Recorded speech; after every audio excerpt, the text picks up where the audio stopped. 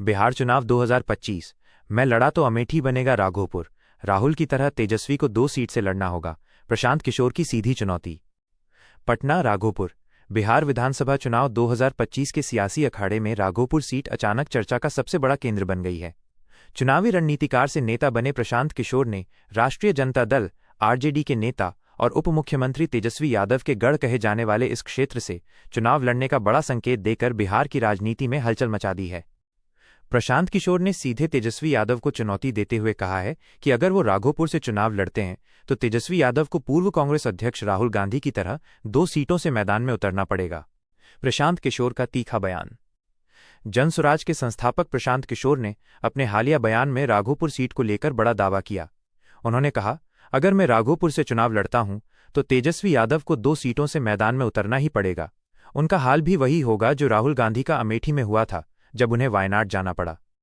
किशोर ने साफ कहा कि उनके चुनाव लड़ने की चर्चा मात्र से ही तेजस्वी यादव दूसरी सीट की तलाश करने लगे हैं। उन्होंने कटाक्ष किया कि हार का ऐसा भय है कि अगर मैं स्वयं राघोपुर में उतर गया तो फिर तेजस्वी को वहां से भागना ही पड़ेगा। जनता की राय पर अंतिम फैसला। राघोपुर से चुनाव लड़ने के सवाल पर प्रशांत किशोर ने अपनी रणनीति भी साफ की। उन्होंने कहा, मैं राघोपुर जा रहा हूं, लोगों से मिलकर उनका मत जानूंगा। जो भी राघोपुर की जनता तय करेगी वही किया जाएगा। उन्होंने ये भी बताया कि उनकी पार्टी जनसुराज की केंद्रीय समिति की बैठक में राघोपुर समेत अन्य सीटों पर अंतिम फैसला लिया जाएगा। प्रशांत किशोर ने दोहराया कि उनकी राजनीति जनसहमति पर आधारित है और कोई भी निर्णय जनता की राय के बिना नहीं लिया जाएगा। करगहर या राघोपुर, पीके के लिए 2 विकल्प।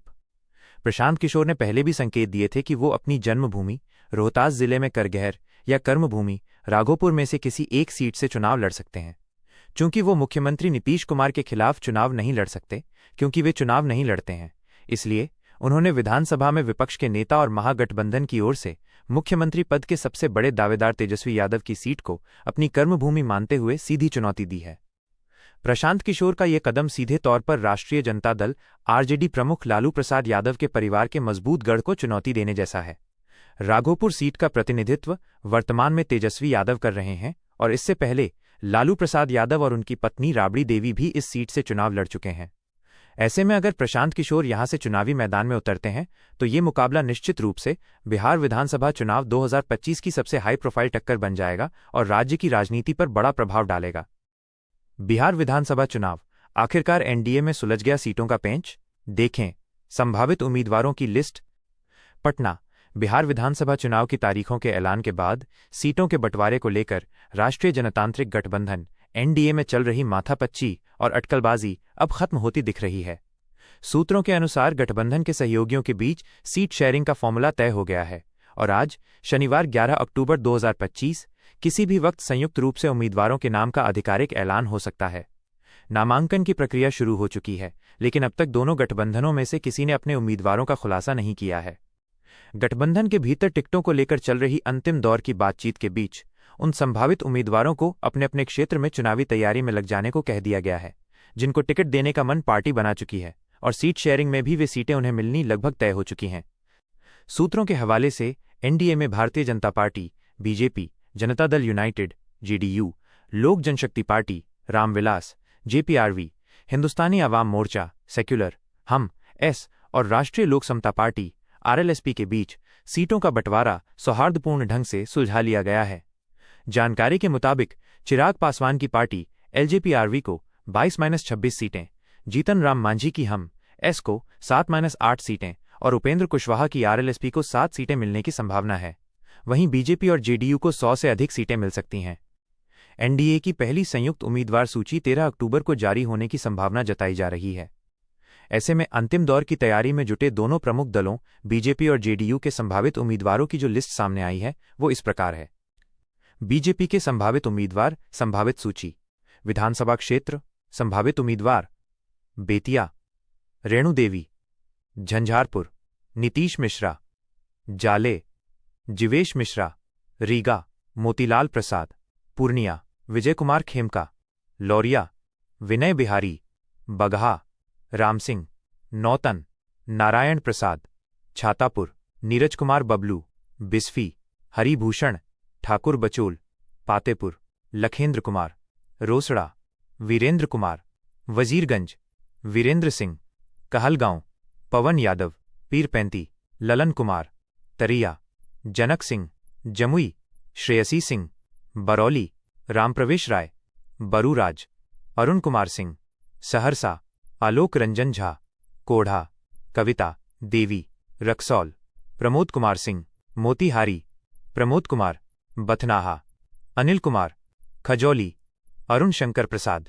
राजनगर, रामप्रीत पासवान, नरपतगंज, जयप्रकाश यादव, बनमनखी, कृष्ण कुमार ऋषि। जेडीयू के संभावित उम्मीदवार, संभावित सूची।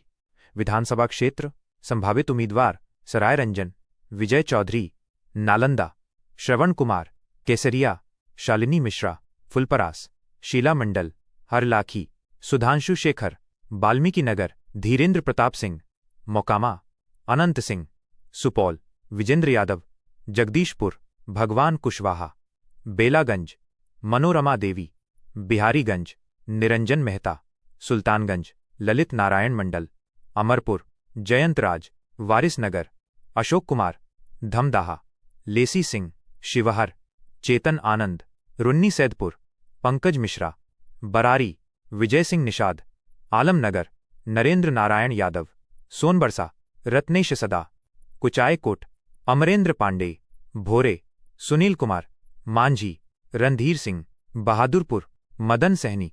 नोट: यह सूची विभिन्न मीडिया रिपोर्टों और अंदरूनी सूत्रों से प्राप्त संभावित उम्मीदवारों पर आधारित है।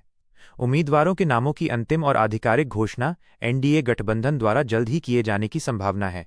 यशस्वी जायसवाल और शुभमन गिल ने शतक लगाए। मुख्य विवरण इस प्रकार हैं। मैच भारत बनाम वेस्टइंडीज, दूसरा test match Arun Jaitley stadium में जारी। परिणाम: पहली पारी, भारत ने 518/5 के स्कोर पर पारी घोषित की। भारतीय बल्लेबाजों का प्रदर्शन: यशस्वी जायसवाल 175 रन, 258 गेंद, 22 चौके, रन आउट हुए। शुभमन गिल, कप्तान, 129 रन, 196 गेंद, 16 चौके, 2 छक्के, नाबाद रहे। कप्तान के तौर पर 5वां शतक। साई सुदर्शन, 87 रन।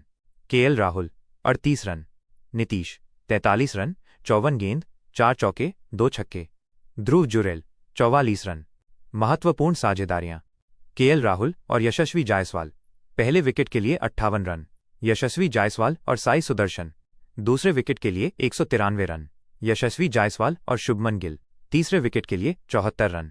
शुभमन गिल और ध्रुव जुरेल, 5वें विकेट के लिए 102 रन, टीम को 500 के पार पहुंचाया। वेस्टइंडीज के गेंदबाज: जोमेल वारिकन, 3 विकेट, 98 रन देकर। रोस्टन चेज, कप्तान, 1 विकेट। श्रृंखला की स्थिति: भारत पहला मैच पारी और 140 रन से जीत चुका है और इस मैच को जीतकर 2-0 से क्लीन स्वीप करना चाहेगा। यशस्वी जायसवाल के 7 टेस्ट शतक 7 अलग मैदानों पर सचिन तेंदुलकर का रिकॉर्ड निशाने पर। नई दिल्ली: भारतीय क्रिकेट टीम के युवा सलामी बल्लेबाज यशस्वी जायसवाल ने वेस्टइंडीज के खिलाफ दिल्ली में खेले जा रहे दूसरे टेस्ट मैच में एक और शानदार शतक जड़कर इतिहास रच दिया है। अहमदाबाद टेस्ट में असफल रहने के बाद जायसवाल ने दिल्ली के अरुण जेटली स्टेडियम में बेहतरीन बल्लेबाजी का प्रदर्शन किया और अपने टेस्ट करियर का 7वां शतक पूरा किया। ये शतक सिर्फ एक व्यक्तिगत उपलब्धि नहीं है, बल्कि इसके साथ एक अद्भुत रिकॉर्ड भी जुड़ा है। 7 जगह 7 अजूबे। यशस्वी जायसवाल ने अपने टेस्ट करियर के सभी 7 शतक 7 अलग अलग मैदानों पर बनाए हैं, जो उनकी बहुमुखी प्रतिभा और विभिन्न परिस्थितियों में ढलने की क्षमता को दर्शाता है। शतक क्रम: रन, विपक्षी टीम, मैदान। First 171, West Indies, Windsor Park, Dominica, test debut. Second 209, England, Visakhapatnam, Bharat. Third 214, England, Rajkot, Bharat. Fourth 161, Australia, Perth stadium, Australia.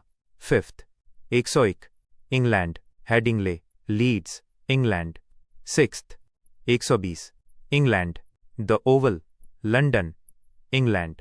Seventh 175, West Indies, Arun Jaitley stadium, Delhi, Bharat. नोट: दिल्ली में यशस्वी जायसवाल 175 रन बनाकर रन आउट हुए थे। सबसे कम उम्र में सचिन तेंदुलकर से ही पीछे। महज 23 साल की उम्र में 7 टेस्ट शतक लगाने वाले यशस्वी जायसवाल अब एक विशिष्ट क्लब में शामिल हो गए हैं। 24 साल की उम्र से पहले सबसे ज्यादा टेस्ट शतक लगाने वाले भारतीय बल्लेबाजों की सूची में वो केवल क्रिकेट के महानतम बल्लेबाज सचिन तेंदुलकर 11 शतक से पीछे हैं। 24 साल से कम उम्र में सर्वाधिक टेस्ट शतक भारतीय: 1 सचिन तेंदुलकर 11 शतक, 2 यशस्वी जायसवाल 7 शतक। अन्य बड़ी उपलब्धियां। ये वेस्टइंडीज के खिलाफ उनका दूसरा टेस्ट शतक है। इससे पहले उन्होंने वेस्टइंडीज में अपने डेब्यू मैच में 171 रनों की शानदार पारी खेली थी। दिल्ली टेस्ट में उन्होंने अपने 3000 अंतर्राष्ट्रीय रन भी पूरे कर लिए हैं। वो सबसे तेज 3000 अंतर्राष्ट्रीय रन बनाने वाले दूसरे भारतीय बल्लेबाज भी बन गए हैं। इस मामले में सिर्फ सुनील गावस्कर उनसे आगे हैं। वो 24 साल की उम्र से पहले सलामी बल्लेबाज के तौर पर 7 टेस्ट शतक लगाने वाले दुनिया के केवल दूसरे बल्लेबाज हैं। उन्होंने पूर्व दक्षिण अफ्रीकी कप्तान ग्रीम स्मिथ के रिकॉर्ड की बराबरी की है। यशस्वी जायसवाल की ये शानदार पारी न केवल टीम इंडिया को मजबूत स्थिति में ले गई है, बल्कि एक बार फिर साबित कर दिया है कि वो लंबी रेस के घोड़े हैं और भारतीय क्रिकेट के भविष्य के स्तंभों में से एक हैं। शुभमन गिल की गलती से रन आउट हुए यशस्वी जायसवाल, दोहरा शतक चूकने पर भड़के। नई दिल्ली। वेस्टइंडीज के खिलाफ दिल्ली के अरुण जेटली स्टेडियम में खेले जा रहे दूसरे टेस्ट मैच के दूसरे दिन भारतीय टीम को एक बड़ा झटका लगा। शानदार फॉर्म में चल रहे युवा सलामी बल्लेबाज यशस्वी जायसवाल दुर्भाग्यपूर्ण तरीके से रन आउट हो गए और अपने पहले टेस्ट दोहरे शतक से चूक गए। उनके आउट होने की वजह साथ ही बल्लेबाज और कप्तान शुभमन गिल के साथ तालमेल में कमी रही, जिसके बाद यशस्वी काफी गुस्से में नजर आए। डबल सेंचुरी का सपना टूटा। यशस्वी जायसवाल ने पहले दिन सधी हुई और दमदार बल्लेबाजी करते हुए शतक लगाया था और 173 रन बनाकर नाबाद लौटे थे। उनकी फॉर्म को देखते हुए सभी को यकीन था कि दूसरे दिन वो आसानी से अपना दोहरा शतक पूरा कर लेंगे, लेकिन ऐसा नहीं हो सका। दूसरे दिन वो अपने स्कोर में केवल 2 रन और जोड़कर 175 रन के व्यक्तिगत स्कोर पर पवेलियन लौट गए। उन्होंने अपनी पारी में 258 गेंदों का सामना किया और 22 चौके लगाए। रन आउट का पूरा वाकया। ये घटना भारतीय पारी के 92वें ओवर में हुई। वेस्टइंडीज के लिए ये ओवर तेज गेंदबाज जेडन सील्स कर रहे थे। सील्स की दूसरी गेंद को यशस्वी जायसवाल ने मिड ऑफ की ओर ड्राइव किया और तुरंत रन लेने के लिए भाग पड़े। वो लगभग नॉन स्ट्राइकर एंड पर खड़े शुभमन गिल के पास पहुंच चुके थे। तभी गिल ने उन्हें हाथ से रुकने का इशारा किया। जब यशस्वी ने गिल को रन के लिए मना करते देखा तो वो आनंद फानन में वापस अपनी क्रीज की तरफ भागे, लेकिन तब तक काफी देर हो चुकी थी। फील्डर तेजनारायण चंद्रपॉल ने फुर्ती से गेंद को उठाया और कीपर एंड पर थ्रो किया। विकेट कीपर टेविन इमलाश ने बिना कोई गलती किए स्टंप्स बिखेर दिए और यशस्वी क्रीज से बाहर रह गए। कई विशेषज्ञों का मानना है कि अगर गिल ने मना करने के बजाय खुद रन के लिए दौड़ लगा दी होती तो रन आसानी से पूरा हो जाता। गिल की ओर से हिचकिचाहट और तालमेल में कमी से भारत ने एक बड़ा विकेट खो दिया। निराश और गुस्से में दिखे जायसवाल। रनआउट होने के बाद यशस्वी जायसवाल बेहद निराश और गुस्से में नजर आए। वो अविश्वास में थे कि इतनी शानदार पारी का अंत इस तरह से हुआ। आउट होने के बाद उन्होंने शुभमन गिल से कुछ बातचीत भी की, जिससे पता चलता है कि वो इस रनआउट से कितने हताश थे। मीडिया रिपोर्ट्स के अनुसार उन्होंने निराशा में अपना माथा भी पीटा और गुस्से में गिल से कहा भी कि मेरी कॉल थी। दोहरा शतक पूरा न होने के कारण पूरे स्टेडियम में सन्नाटा पसर गया और यशस्वी सिर झुकाए पवेलियन की तरफ चले गए। इस विकेट के बाद भारत का स्कोर 3 विकेट के नुकसान पर 325 रन था। यशस्वी ने इससे पहले केएल राहुल 38 के साथ 58 रनों की साझेदारी और साई सुदर्शन 87 के साथ एक बड़ी साझेदारी कर टीम के लिए मजबूत नींव रखी थी। CEAT cricket awards 2025। Rohit Sharma को चैंपियंस ट्रॉफी के लिए विशेष सम्मान, संजू सैमसन और श्रेयस अय्यर भी सम्मानित। मुंबई। मंगलवार 7 अक्टूबर 2025 को मुंबई में आयोजित 27वें सीएट क्रिकेट रेटिंग पुरस्कारों सीएट क्रिकेट रेटिंग अवार्ड्स के दौरान क्रिकेट जगत की कई हस्तियों को सम्मानित किया गया। ये समारोह पूर्व भारतीय कप्तान रोहित शर्मा की वनडे कप्तानी से हटाए जाने के बाद उनकी पहली सार्वजनिक उपस्थिति के कारण खास रहा। रोहित को भारत को 2025 चैंपियंस ट्रॉफी जिताने के लिए एक विशेष स्मृति चिन्ह स्पेशल कमेमोरेटिव ट्रॉफी प्रदान किया गया। इस पुरस्कार समारोह में भारतीय खिलाड़ियों का दबदबा रहा, वहीं विदेशी दिग्गजों को भी सम्मानित किया गया। प्रमुख भारतीय विजेता। रोहित शर्मा। उन्हें 2025 चैंपियंस ट्रॉफी में भारतीय टीम को जीत दिलाने के लिए विशेष स्मृति चिन्ह दिया गया। संजू सैमसन। उन्हें वर्ष का सर्वश्रेष्ठ पुरुष T20 अंतर्राष्ट्रीय बल्लेबाज men's T20I batter of the year चुना गया। वरुण चक्रवर्ती। उन्हें वर्ष का सर्वश्रेष्ठ पुरुष T20 अंतर्राष्ट्रीय गेंदबाज men's T20I bowler of the year चुना गया। श्रेयस अय्यर। उन्हें सीएट जियो स्टार अवार्ड से सम्मानित किया गया। श्रेयस को चैंपियंस ट्रॉफी में किसी भी भारतीय खिलाड़ी द्वारा सर्वाधिक रन बनाने के लिए भी एक विशेष स्मृति चिन्ह दिया गया। स्मृति मंधाना। उन्हें वर्ष की सर्वश्रेष्ठ महिला अंतर्राष्ट्रीय बल्लेबाज women's batter of the year का पुरस्कार मिला। दीप्ति शर्मा। उन्हें वर्ष की सर्वश्रेष्ठ महिला अंतर्राष्ट्रीय गेंदबाज women's bowler of the year चुना गया। हर्ष दुबे। विदर्भ के इस खिलाड़ी को वर्ष का सर्वश्रेष्ठ घरेलू cricketer domestic cricketer of the year चुना गया, जिन्होंने 2024-25 रणजी ट्रॉफी सीजन में 69 विकेट लेकर एक रिकॉर्ड बनाया। अंगकृष रघुवंशी। मुंबई के इस युवा खिलाड़ी को वर्ष का सर्वश्रेष्ठ उभरता खिलाड़ी emerging player of the year चुना गया। अन्य प्रमुख विजेता ब्रायन लारा और बी एस चंद्रशेखर, इन दोनों महान खिलाड़ियों को लाइफ टाइम अचीवमेंट अवार्ड से सम्मानित किया गया। जो रूट, इंग्लैंड के इस बल्लेबाज ने वर्ष के सर्वश्रेष्ठ अंतर्राष्ट्रीय पुरुष cricketer international cricketer of the year का पुरस्कार जीता। केन विलियमसन, न्यूजीलैंड के कप्तान को वर्ष का सर्वश्रेष्ठ पुरुष वनडे बल्लेबाज men's ODI batter of the year चुना गया। मैट हेनरी, न्यूजीलैंड के तेज गेंदबाज को वर्ष का सर्वश्रेष्ठ पुरुष वनडे गेंदबाज men's ODI bowler of the year का पुरस्कार मिला। हैरी ब्रूक, उन्हें वर्ष का सर्वश्रेष्ठ पुरुष टेस्ट बल्लेबाज men's test batter of the year घोषित किया गया। प्रभात जयासूर्या, श्रीलंका के इस स्पिनर को वर्ष का सर्वश्रेष्ठ पुरुष टेस्ट गेंदबाज men's test bowler of the year चुना गया। टेम्बा बावुमा, उन्हें उत्कृष्ट नेतृत्व एग्जेम्पलरी लीडरशिप अवार्ड के लिए सम्मानित किया गया। ये समारोह क्रिकेट के विभिन्न प्रारूपों और घरेलू सर्किट में उत्कृष्ट प्रदर्शन करने वाले खिलाड़ियों को सम्मानित करने का एक यादगार अवसर रहा।